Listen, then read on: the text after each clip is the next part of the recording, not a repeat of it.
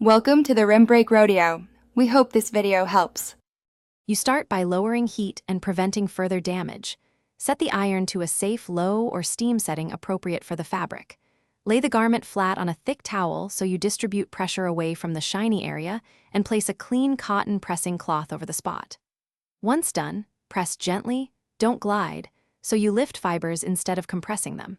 You're stopping the shine from worsening while preparing the fabric to regain texture.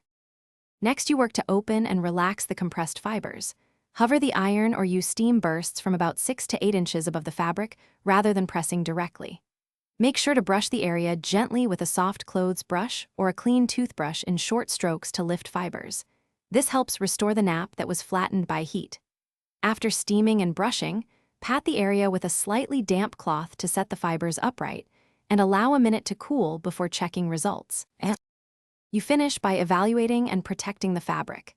If the shine persists, flip the garment inside out and apply a very light mist of starch or spray-on fabric refresher, then steam from a distance and brush again to encourage texture recovery.